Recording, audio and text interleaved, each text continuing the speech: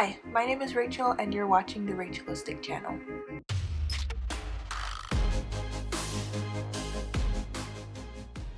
So hello, welcome back to my channel. Today I guess this is going to be part 2 of my diagnosis journey video. So yeah, the last thing that happened in the last video was that I had finished all the tests and I finished the questionnaire and I had sent everything in and was waiting back to hear for an interview time. I don't remember what date it was that I sent it back in, but I did get an email back for scheduling a time for interview, and that I got that in December, so December 17th.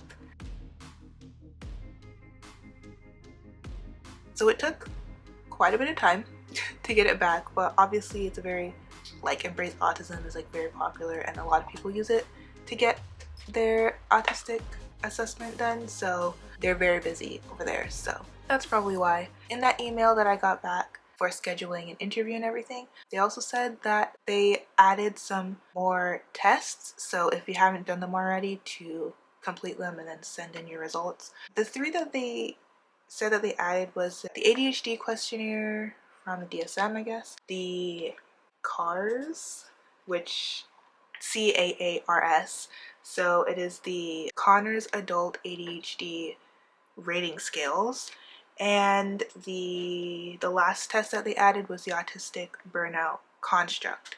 And so yeah, I already did the ADHD DSM questionnaire, I did that in the previous video. So yeah, the 2 that I have to do now is the Conners Adult ADHD rating scale and the Autistic Burnout construct. So the first test I'm going to do is the CAARS, the CAARS, the Conners Adult ADHD rating scales. Yeah, it's just, another test to test for ADHD, I guess. I feel like it's probably gonna say I don't have ADHD. As I probably said in the last video, I realized that I probably don't have ADHD, but yeah, we'll see what I get.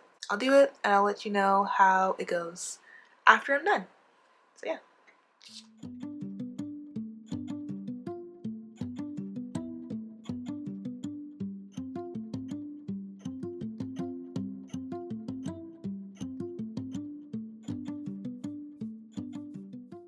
So I finished the CAARS. Yes, I finished the test. And so as I suspected, it says that I am unlikely to have ADHD, but they still recommend taking the ADHD assessment for more accurate results. But yeah, it gives you 2 scores at the end of the test, so one for inattentive ADHD and one for hyperactive impulsive ADHD. And so yeah, for inactive, I got 69 out of 100, and then for hyperactive impulsive, I got 54 out of 100. So I guess that means that it's not very high. I guess it's not high enough for them to be like, you probably have ADHD. So yeah, but taking the test itself, it was pretty easy. It was very simple. Some of the questions, I'm just like, I don't know what they mean by that, because they use expressions, and I'm like, I don't actually know what that expression means. But it was okay. It was simple to take. It was easy. It didn't take too long either, so that was pretty good. And the questions are kind of similar to the other ADHD tests that I've taken before, so that also kind of made it easier to take, because the questions are kind of similar, so I kind of already know how to answer it. But yeah, that is the CAARS. So the next test I'm going to do is the Autistic Burnout construct, which is pretty interesting. It's new, so I've never heard of this one before, but it's just, a test to measure, I guess, autistic burnout, which I think that, I don't know, it might say I'm burnt out, or maybe a little bit burnt out, because I'm kind of I've been burnt out, but I'm kind of more recovering from burnout now, so I'm kind of interested to see what the test says. So I'm gonna do it now and then get back to you when I'm done.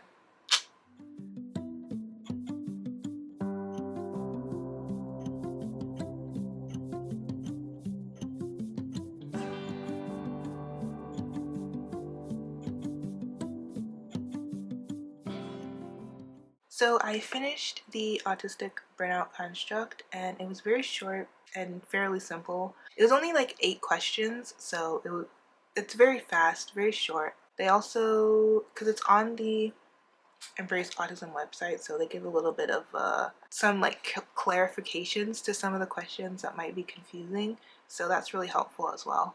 I got a 29, and like the scoring, like if you get higher than a 32, was it?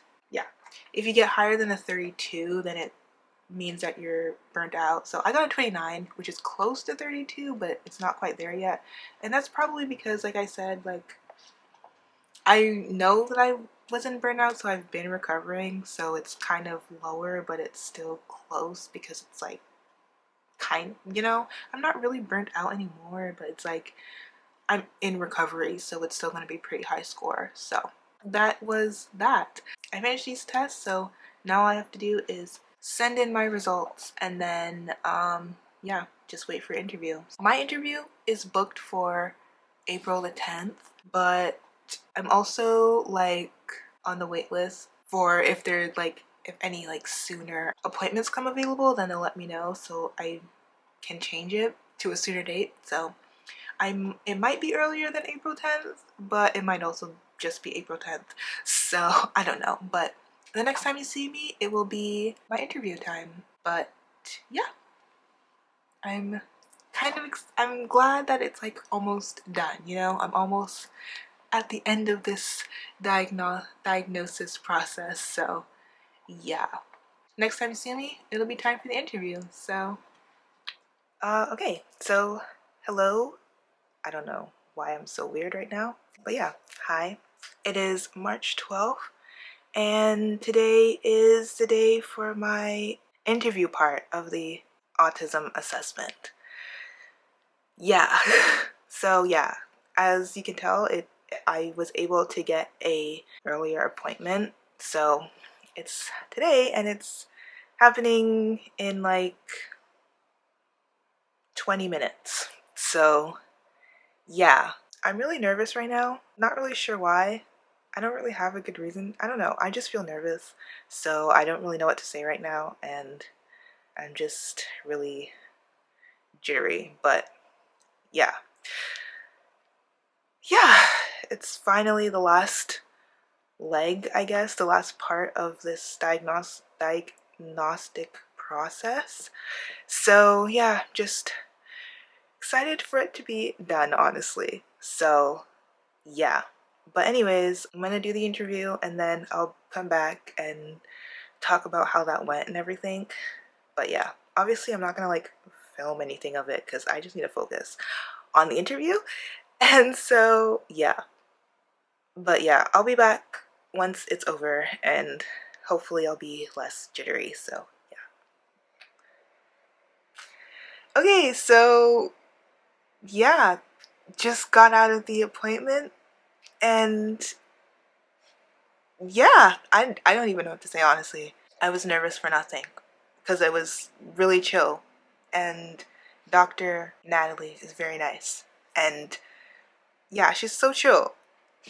Yeah, it was great. So yeah, I don't even know what to say right now because I'm kind of just like processing everything that just happened. But basically, I have ADHD. So yeah, and I'll probably talk more about it later because I just need to like process, and also it's like 9 o'clock in the morning, and I don't know, I'm still processing. But yeah, I don't know, that was pretty chill, and she just kind of validated everything that I thought before, but then I was confused. Then she cleared it up, and it was great.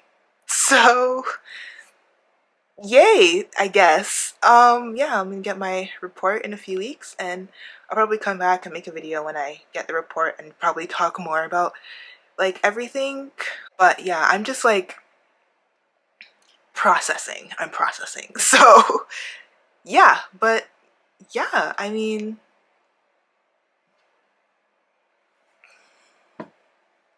yeah, yeah, just yeah. I'm never gonna start if I don't just start. Okay, great. Okay,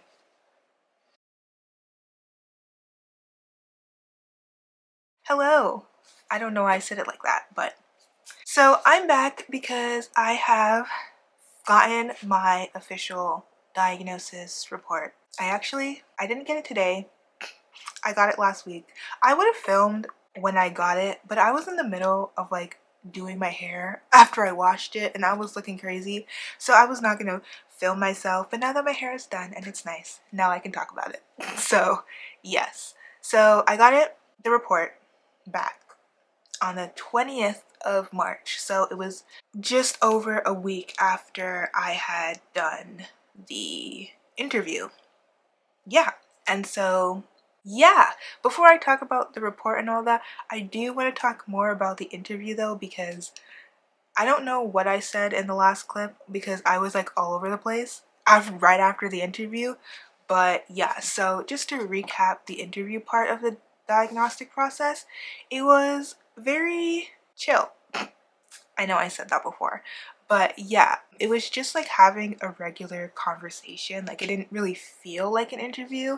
It was just like a regular conversation, you know? And Dr. Natalie is very nice and she's very chill. She's not intimidating at all in any way. As soon as it started, like I was really nervous beforehand, but then as soon as it started, I was like, oh, because she's just so chill and she's really nice. And yeah, and she explained a lot the difference between like ADHD and ADHD and autism, which yeah, it was very cool. And yeah, basically ADHD is just like chaos, and then autism is just like the same all the time. And then ADHD is like a contained chaos. So yeah, that was what I got from what she explained anyways.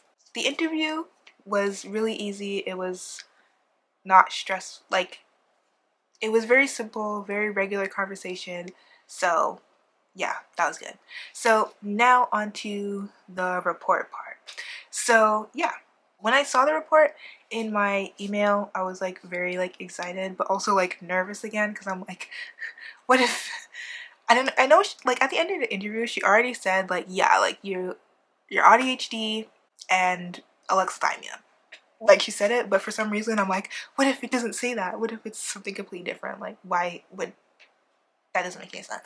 But yeah, so obviously in the report the official diagnosis is autism level 1, ADHD inattentive type, and a co-occurrence and a co-occurrence of alexithymia, because alexithymia isn't, I don't think it's an actual, it's not like really a diagnosis, but it is a thing.